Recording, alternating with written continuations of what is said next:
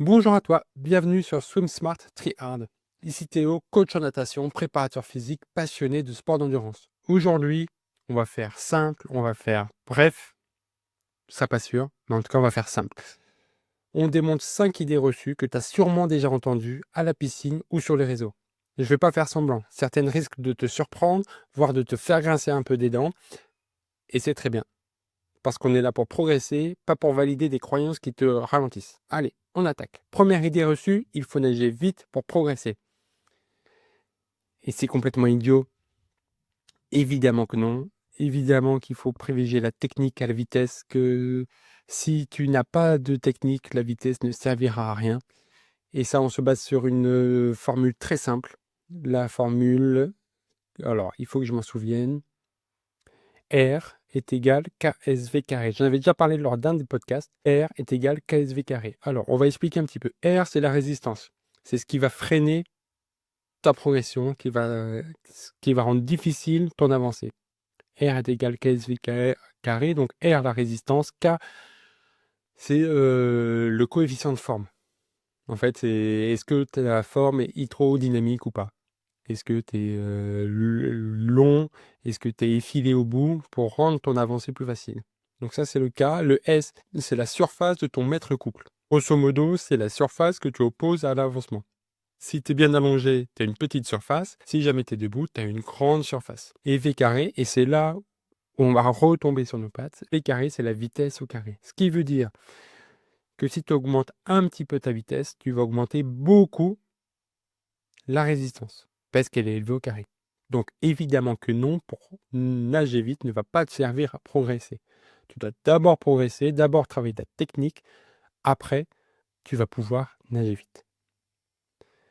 Dès que tu veux nager vite et que tu galères, repense à la formule R, la résistance est égale KSV carré, ta position dans l'eau, fois la vitesse élevée au carré. Donc prends ton temps, améliore la technique, et petit à petit tu vas pouvoir rajouter la vitesse. Là où je mets pas un bémol, mais là où je vais un petit peu adoucir le propos, c'est que même si tu n'as pas encore la technique parfaite, je suis persuadé qu'il est important de mettre un peu de vitesse de façon régulière dans tes entraînements. D'ailleurs, je viens de sortir une formation pour pouvoir planifier tes projets sur le long terme, pour pas l'abandonner au bout de 3 semaines comme je l'ai fait bien souvent. Et c'est d'ailleurs ça qui m'a permis à suivre des projets sur 1 an, par exemple, préparer mon marathon ou mon trail ou les podcasts. Et dans un des modules, j'essaye d'expliquer ma façon de faire sur quelle proportion faire entre vitesse, technique, endurance, etc. Et j'explique un peu plus en détail, c'est important de régulièrement mettre de l'intensité, faire monter ton cardio, repousser ton corps dans ses derniers retranchements pour pouvoir quand même améliorer. Donc la technique en priorité, quand même de temps en temps, même si tu n'as pas encore la technique, des rappels de vitesse, mais souviens-toi, R est égal KSV carré. Deuxième idée reçue, je dois nager tous les jours si je veux m'améliorer. Évidemment que non. Ton corps, il est fabuleux, il est impressionnant, c'est une machine de guerre.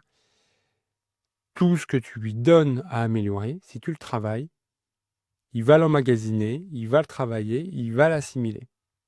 Mais pour ça, il a besoin d'un temps précieux qui est le temps de la récupération. C'est quand toi tu récupères, quand toi tu dors, que lui il travaille et qu'il assimile. Donc nager, grosso modo c'est ça.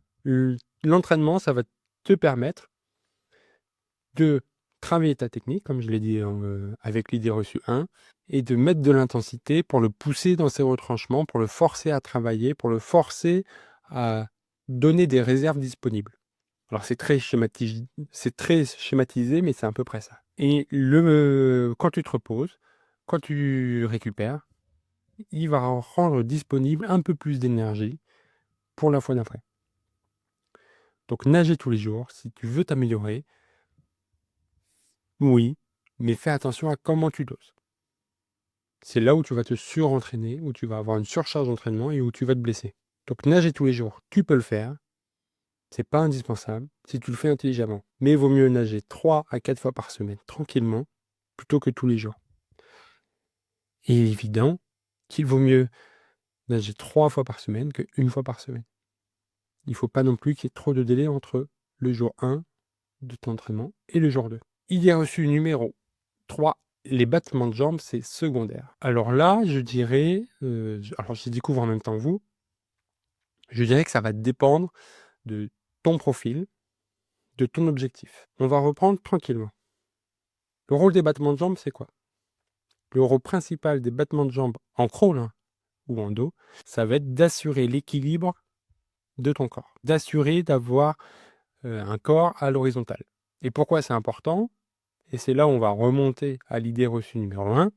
C'est important parce qu'on veut être à l'horizontale pour que la surface de mètre couple, donc je rappelle la surface que tu opposes à l'avancement, soit la plus petite possible. Donc pour ça, il faut que tu sois couché. Si tu es debout, la surface augmente, du coup la résistance augmente. Donc moi je vais être couché. Sauf que si les jambes s'enfoncent, bah je suis plus couché, la surface de mètre couple augmente, la résistance augmente. C'est pas bon. Et c'est là où le battement de jambes est important, c'est que c'est ça qui va te permettre d'être à l'horizontale et du coup d'avancer plus facilement. C'est le rôle prioritaire des jambes. Dans certains cas, ça rajoute un côté moteur. Et donc ça va te faire avancer un peu plus vite. Mais ça consomme tellement d'oxygène, ça consomme tellement d'énergie que ce cas-là, c'est vraiment sur des petites distances, sur du sprint. Donc sur du sprint, là, ça va avoir un rôle moteur important, en plus du rôle équilibrateur que ça a déjà. Et sur du long, ça a principalement un rôle équilibrateur. Donc les battements de jambes, c'est secondaire. Oui, parce que c'est les bras, c'est les mains qui vont te faire avancer. Mais non, parce que si tu n'as pas ça, on revient à la formule, R est égal à SV carré. Si tu n'as pas ça, bah, tu auras beau avoir les meilleurs bras du monde, tu ne vas pas avancer. Florent Mandou, il est excellent, parce qu'il a des bras excellents, mais parce que ses jambes lui permettent de rester à l'horizontale. Et vu son battement de jambes, ça a aussi un petit boost. Et je profite qu'on soit du coup à la moitié de ces idées reçues pour te dire que j'ai lancé un nouveau podcast. C'est un contenu plus brut, plus perso. J'ai lancé ce nouveau podcast, ça s'appelle Le Micro en Marche. Il y a le lien en description. C'est un journal de bord audio, enregistré en une seule prise, sans travailler. J'y parle de mes réflexions sur le coaching, la création de contenu, mes galères, mes doutes, tout ce qu'on ne voit pas quand on écoute juste Swim Smart Triard. Alors si tu es curieux de voir l'envers du décor, de voir l'humain qui se cache derrière le coach ou le podcasteur, bah va écouter le micro en marche, j'ai hâte d'avoir ton retour. Et tu entends peut-être dans ma voix que je suis un petit peu essoufflé. Je ne sais pas pourquoi j'ai pas respiré tout le paragraphe où je parlais de mon podcast. Peut-être parce que je suis un peu plus engagé émotionnellement parlant dans ce podcast-là que dans Swim Smart. Et ça a un lien avec la prochaine, ça a un rapport avec la prochaine idée reçue qui est si je suis essoufflé, c'est que j'ai pas de cardio. Non. Si tu es essoufflé, 9 fois sur 10, c'est parce que tu ne gères pas bien ta respiration. Essaye de trottiner ou même de marcher dehors sans respirer. Très vite, tu vas être essoufflé. Essaye de marcher dehors ou de trottiner en faisant des petites inspirations, mais sans jamais recracher tout ton air. Alors, ça va être le petit moment ASMR du podcast, ça va faire très vite, tu vas être essoufflé. Quand tu nages, quand tu commences à nager, que c'est pas encore automatique, 9 fois sur 10, tu vas pas assez expirer dans l'air. Soit tu vas être en apnée, soit tu vas passer ton temps à inspirer de l'air sans jamais le recracher totalement. Et c'est pour ça que tu es essoufflé. Prends le temps. Gère ta respiration. J'ai fait plein d'épisodes de podcast sur comment gérer la respiration. J'en ferai d'autres parce que c'est un sujet qui est passionnant et où il y a tellement de choses à dire. Tu as plein d'exercices. En dehors de l'eau, tu peux respirer en carré, ça va te permettre de travailler ça. Dans l'eau, tu peux faire le fameux 3 temps, 5 temps, 7 temps. C'est nickel pour travailler ça. Expire. Et surtout, arrête de prendre de l'air tous les 3 temps parce qu'on t'a dit qu'il fallait prendre de l'air tous les 3 temps. Non, il faut que tu prennes de l'air, il faut que tu sortes la tête de l'eau quand toi, tu as besoin d'air. Si c'est tous les 3 temps, c'est tous les 3 temps. Si c'est tous les 4 temps, c'est tous les 4 temps. Moi, quand je nage, je respire tous les 4, voire même tous les 6 temps. Parce que c'est comme ça que je souffle, ça me permet d'être plus stable, etc., etc. Je respire quand tu as besoin. Ne respire pas quand on te le dit. Et en parlant de comment on te le dit, et je vais peut-être pas me faire des amis là-dessus, tu as plein d'entraîneurs qui disent qu'il faut respirer tous les 3 temps.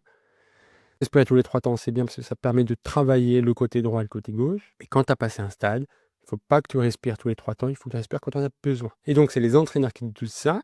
La dernière idée reçue est la suivante. Je dois absolument nager en club pour progresser. Bon, là, il y a ma femme qui se fout de moi avec mes gestes. Je dois absolument nager en club pour progresser. Non, le fait de nager en club, ça donne un cadre, ça donne une motivation, ça donne un regard qui est excellent si tu as la vie et la personnalité qui est adaptée à ça.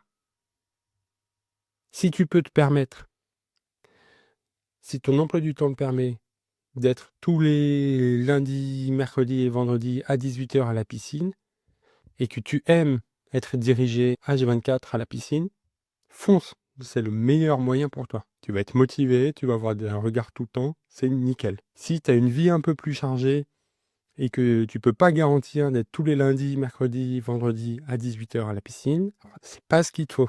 Et si c'est pas ce qu'il te faut et que tu te forces à t'inscrire en club, tu ne progresseras pas. Parce que très vite, tu seras plus motivé parce que tu vas louper un entraînement, puis 2, puis 3. La meilleure façon de progresser, c'est de trouver la façon adaptée à toi, à tes besoins, à tes envies et à ton cadre de vie. Il y en a pour qui ça va être s'inscrire en club, il y en a pour d'autres, ça va être de suivre un plan d'entraînement trouvé sur Internet. Et faites attention à ça, ils peuvent être très bien comme ils peuvent être très mauvais. Et malheureusement, généralement, ils sont pas adaptés à une personne précise parce que c'est un truc général. Mais si tu t'aides de ça et des conseils que je donne chaque semaine, bah, tu as quand même une bonne base pour bien progresser, bien travailler. Et si t'as pas une vie si tu as une vie trop remplie, que ce soit privée, que ce soit professionnelle, que ce soit sportive, pour être tous les jours à 18h à la piscine, mais que tu veux être guidé sur une structure qui est adaptée à toi, qui est réfléchie pour toi et dont tu es la base, bah, c'est là où un coach comme moi peut t'aider. Donc n'hésite pas en description, prends une visio, on discute. Et à la fin de la discussion, ça se trouve, ça va être voici ce que tu dois travailler, prends ce genre d'exo, prends ce genre de plan. C'est ce qui te fera progresser le plus possible. Ça se trouve, ça va être prendre un accompagnement avec moi. C'est possible aussi. Ou sinon, ça sera juste trouver un moyen de faire. Mais il n'y a pas une bonne façon de progresser. La meilleure façon, ça sera celle qui est adaptée à toi. Et celle qui est adaptée à toi aujourd'hui, c'est pas forcément celle qui est adaptée à toi demain. Donc si à un moment tu sens que tu progresses plus, soit parce que tu n'as plus la motivation, soit parce que tu n'as plus le résultat, pose-toi et vois ce que tu peux faire. Et c'est là où la visio avec moi est excellente. Parce qu'une visio avec moi, c'est réfléchir à ça justement. Réfléchir à tes besoins et à ce que tu veux et à ce que tu peux faire. Voilà, on a fait le tour de 5 idées reçues. Si tu es encore là, bravo. C'est que tu as l'ouverture pour... si tu es là, bravo. C'est que tu as l'ouverture d'esprit pour remettre en question ce qu'on t'a toujours dit. Et ça, c'est déjà bien. C'est ce qu'il faut. C'est ce que je dis tout le temps dans mes podcasts. Se remettre en question. N'oublie pas, progresser, c'est pas nager plus fort, mais c'est nager plus juste et plus intelligemment. Et si cet épisode t'a aidé à y voir plus clair, pense à le partager à un pote nageur ou à celui qui répète toujours que le crawl, c'est que du souffle. Voilà. Et je te le rappelle encore, ça m'aide beaucoup si jamais tu commentes le podcast, si jamais tu aimes le podcast, si jamais tu partages le podcast. Ça m'aide moi, mais ça aide aussi les autres. Parce que si tu commentes, tu boostes l'algorithme et l'algorithme va proposer mon podcast à d'autres personnes. Alors s'il te plaît, si mon podcast à un moment t'a aidé, si une seule fois tu dis ah ça je ne le savais pas, je vais essayer de le mettre en pratique, bah il y a peut-être quelqu'un qui a aussi besoin de ça. Donc aime, commente, partage. Et en plus commenter, ça me permet de construire l'épisode d'après. Donc on se retrouve mercredi avec un superbe interview de Lucille, qui est photographe subaquatique. On a parlé pendant 1 heure et demie. C'était trop bien. Je ne sais pas si ça se dit dans les podcasts, mais moi je vais le dire, c'était trop bien. Donc abonne-toi pour ne pas le rater. Et samedi prochain, nouveau rendez-vous sur un autre sujet. et on se voit très vite. Et n'hésite pas si tu veux venir faire coucou sur le micro en marche. Mais voilà, je te préviens, autant là je sais de quoi je parle et je maîtrise mon sujet, autant sur le micro est en marche, je suis dans le même état que toi sans doute. Euh, j'explore une partie que je connais pas et je pense que c'est ça qui est intéressant. Allez, passe une bonne journée. À mercredi avec Lucille, à la semaine prochaine. Salut!